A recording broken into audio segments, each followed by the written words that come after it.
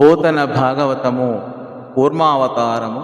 భూనాద వినవయ్య భోగేంద్రు వాసుకి పిలిపించి అతనికి ప్రియము చెప్పి ఫలభాగమీనొడబడి సమ్మతును చేసి మెల్లనా చేతుల మేను నివురి నీవ కాకెవ్వరు నిత్తురి పనికీయ కొమ్మని అతని కైకోలు పడసి కవ్వంపుకొండ నిష్కటంకంపుగజేసి ఘర్షించి అతని భోగంబు చుట్టి కడగి అమృత జలది కలశంబు గావించి త్రచ్చు నవసరమున తలపులమర బద్ధ వస్త్రకేశ బారులై రెండు గములవారు తరువ గదిసిరచట.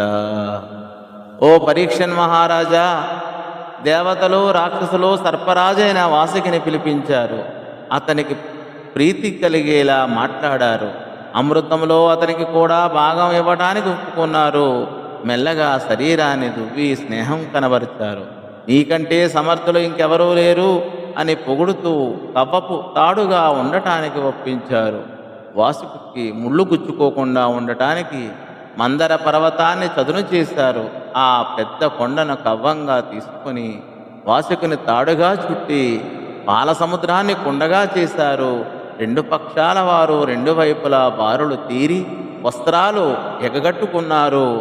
జుట్టులు గట్టి ముడులు వేసుకుని పాల సముద్రాన్ని చిలకడానికి తలబడ్డారు అని ఈ పద్య భావం. అటు పిమ్మట హరియును దేవానీకమును రగేంద్రుని తలలు పట్టను జోగింపన్ హరిమాయా పరవశులై సురవిమతులు కూడి పలుక జొచ్చిరి కడుమిన్.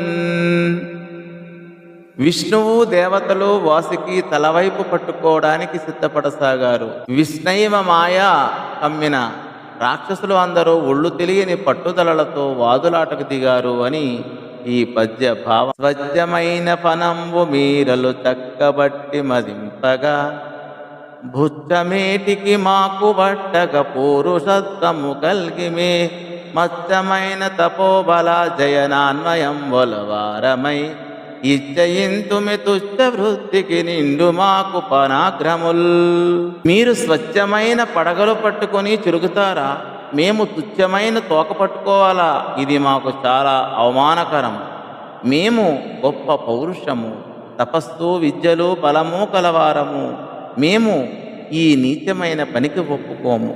మాకు పడగలు ఇవ్వండి, మీరు తోక పుచ్చుకోండి అని రాక్షసులు వాదించారు అని ఈ పద్య భావం. ఇలా పాము పడగలు పట్టుకుంటాము అంటున్న రాక్షసులను